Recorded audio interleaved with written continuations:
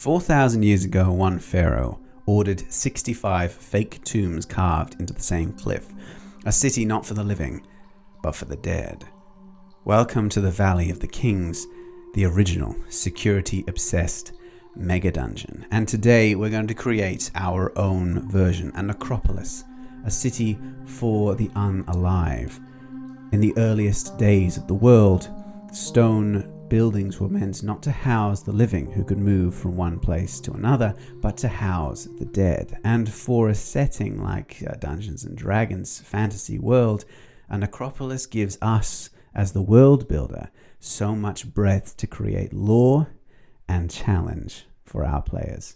Hello adventurers, and welcome back to the Red Quills, and welcome to day 2 of the Red Quills Mapvember World Building Challenge. And today we're going to be creating Tanaluun, a necropolis in the world of Requiem, in Anakos, the section of the world that I have chosen as part of the challenge. Now, if you haven't heard about the challenge, if this is the first that you're hearing about it, if you're only catching up, then I absolutely suggest that you check out the video above so that you can be caught up on the rules and the guidelines of the challenge itself. But basically, if you didn't watch yesterday's video in 30 seconds or less, what we're going to be doing over the course of this month is every day I'm going to create a new video and a new map, and I'm going to be submitting it to Requiem, which is an ongoing challenge of world building for anyone to join. I have divided a world into 45 sections, and I've got a daily mapping challenge, and whoever wants to can contribute to this sort of community-inspired world building project. And at the end, we're going to just squish them all together into one huge atlas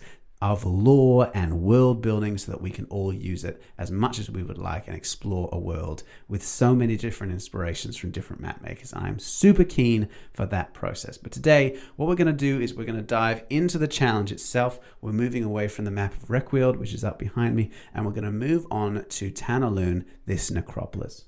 Now, before I started the world building challenge, I sat down and I really sort of sketched out a very broad framework for the history of this world. And the idea was, of course, it had a creation myth of two brothers who created the world and then fought over it, and one of them died and the other's really sad. But the creator, because he's so powerful, because he's so alien to the smaller mortal life that he created, can't really die. Death doesn't exist for something on that scale. It's more like being asleep. He still decays. He still doesn't, stir or have consciousness, but death isn't a permanent state of being for that kind of thing. So eventually he will rise again, take his place in the heavens as creator, and leave behind, absolute devastation in his wake, according to whichever prophecy you want to listen to. But that meant, knowing that information having been passed down from generation to generation within this world, meant that they treated their dead with a great deal more awareness of the impermanence of death than we do. And whilst I love the Valley of the Kings and Egyptian mythology, they very much treated death as being a completely separate state of being from being alive. It was its own journey, its own, plane of existence from this one, and there was very little crossover from one to another. But in a fantasy world where necromancy exists and creator gods routinely rise from the dead, and gods and giants and dragons come around and have fun and wander off again after they've finished, then that means that they can deal with death in a very different light to how we do. And that means that the necropolis, the city of the dead built for the dead, has an entirely different meaning. So what I'm going to do is I'm going to start with an A3 sheet of watercolor paper, and I'm going to get out my handy dandy brush and start. Now this map of Tanaluun, I'm going to do an isometric sketch. So what I'm going to imagine is that I am an archaeologist coming to this place from a Renaissance society, looking back at it without the benefit of knowing what the builders and the architects knew. And the reason that I'm doing that is because that allows, for the world building, it allows me to kind of add things in later on as I want to update the world. If I create the map from the perspective of the architect of the tomb, then it has to be exhaustive in its detail. It has to know everything that they originally planned. Whereas if I'm creating it from the perspective of an archaeologist, then that means that I can add in things later on if I feel that the players aren't being challenged enough. So what I'm going to do is, this is sort of not a bird's eye view, but a sort of isometric view of the tomb itself. We've got a bowl-shaped valley, and I'm going to divide it into various areas. I'm just going to sketch them out using the watercolor brushes and the paints so that we can see a fair number of different approaches to how we store the dead. So I am, of course, going to take inspiration from ancient Egypt, but also, various other cultures as well. So as we go through, I'm going to have the colossi and the obelisks and some tombs that are inspired by the Valley of the Kings. But I'm also going to have some ancient Greek inspirations, some ancient Chinese inspiration as well, so that we can really kind of broaden this up and give it the feeling that this is indeed extremely old within a fantasy world where magic has influenced us for thousands of years. Now, what we've got to think about when we're creating an Necropolis like this is how long it was under construction for, because that will inform us a great deal as to how planned it feels. If it's all grid networks and it's all, symmetrical layouts, then there's a good chance that it was planned in one go and executed in one go. But in terms of ancient monuments, that was very, very rarely the case, particularly with a complex like this. And so what I want to kind of feel is that this was inhabited for a great deal of time, possibly longer than a couple of centuries, even 500 years, and they added to it slowly over generations. And in order to do that, what I'm going to do is I'm going to have different kinds of tombs throughout it. Some of them are just carved into the rock. Some of them are, simple pits or reminiscent of the domed structures that you'll find in African archaeology. Then I'm going to move on to the sort of slanted roofed obelisk column dotted architecture of ancient Egypt. And then finally I'm going to have some sort of inspiration again from later African and early Chinese construction so that it looks like this culture has evolved over time as they've constructed this area. Because the other thing that we want to think about is what kind of defenses does a necropolis have? What is the purpose of building it? So in a fantasy world, of course, there are many different reasons to build a necropolis. You could host it, you could build it just as we did in our own history to hold the bodies of our honored dead, without even thinking about the consequences of doing that, about thinking about, necromancy or, arcane rituals or crossings from various planes. Or you can do it because they are, like in King Arthur's myths, supposed to rise again in our time of greatest need. Or they are a defense around a weakness in the material of our plane. Or they could be, perhaps, the dishonored dead, who have been given this complex as a sort of treaty to stop them from reaching out from the veil beyond death and coming back to the mortal world to claim the empire that was once theirs.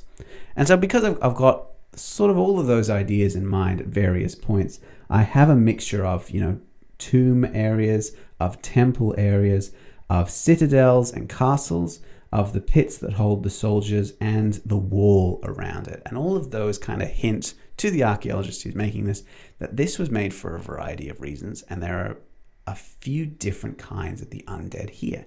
And what that gives us as Dungeon Masters, giving this to our players, is various opportunities for them to encounter undead or creatures associated with the barrier between life and death in different contexts. Because yes, zombies and skeletons and the undead wights, they are all tend to be typically evil creatures who are, they're wrong. They're not supposed to exist. And so they have this sort of aura of unnaturalness and a despite for the living. And that's fine. But there are other things associated with the undead that aren't necessarily evil, like, ghosts or specters. Shadows are evil, but aren't able to communicate. But anything that can communicate with the player has the option of being either good or evil. And I wanted to give that in this area as well. So if they go into one of the older tombs and they wake one of the ancient kings, perhaps, they were buried in formal honors because one day they were supposed to rise again. Perhaps they are the guard of this place to keep the others inside. Whereas if you head, down into the pits and they wake up the soldiers of the ancient army, the soldiers are going to follow the final order they were given in life, which is to invade a neighboring kingdom and kill anyone who tries to stop them. Or perhaps they'll head into the temple and reawaken the priests who, realize that the god that they worshipped no longer exists and try to, again, use human sacrifice to reawaken awaken that god. And there's all kinds of different structures that you can use in creating an Necropolis like this.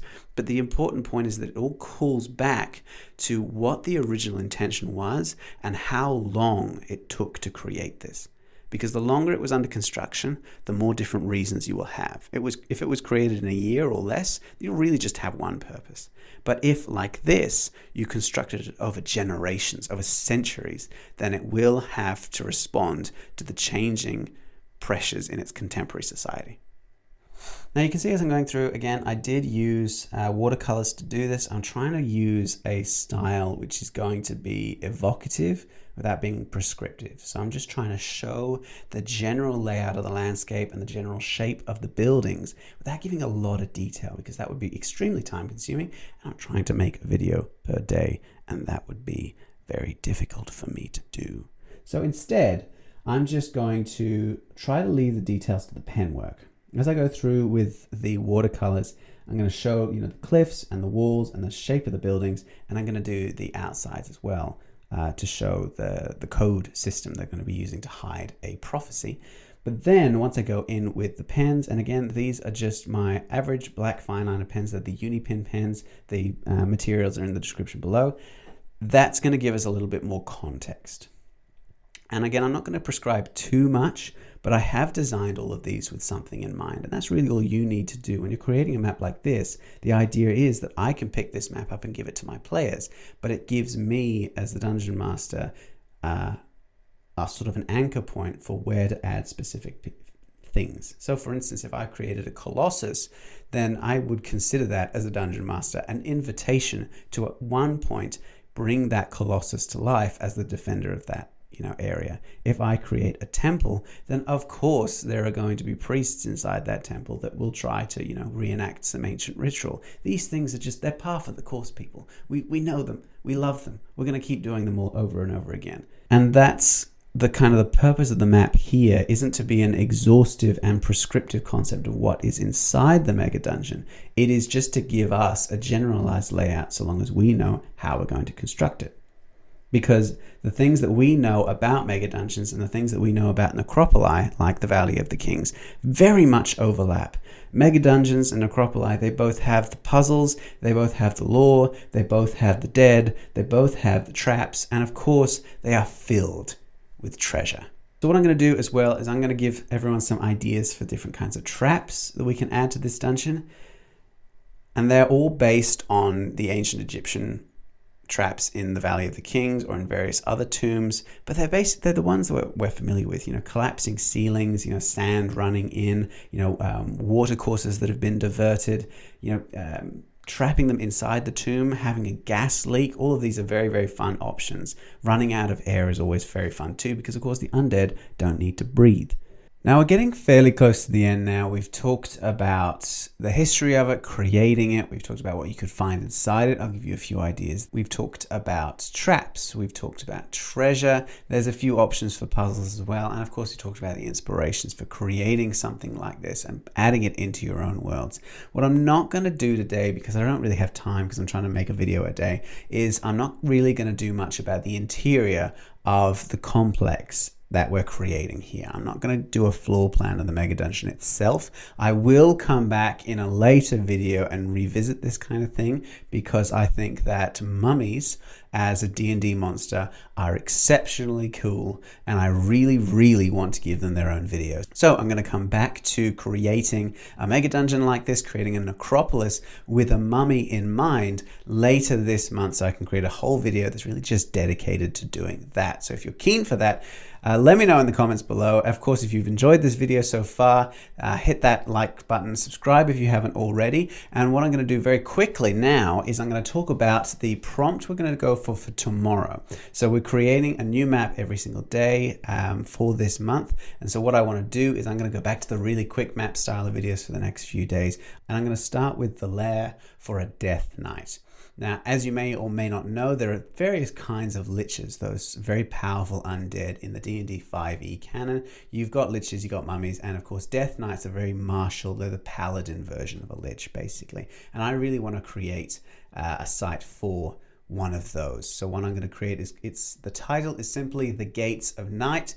That and a Death Knight is all I'm going to give you. If you create your own maps, share them to the Discord or on my social media. You can see the map that I create for it tomorrow in the continuation of this series. But until then, enjoy this map of Tanaluun. I will upload it to the Patreon for download later on, and you can check it out on the Legend Keeper as well if you want to read more about the lore that I've created there. But until then, I will see you all tomorrow, not next week, for day 3 of this Mapvember challenge. I will see you then. I'll show you how to turn. No. Baha. Tea time. All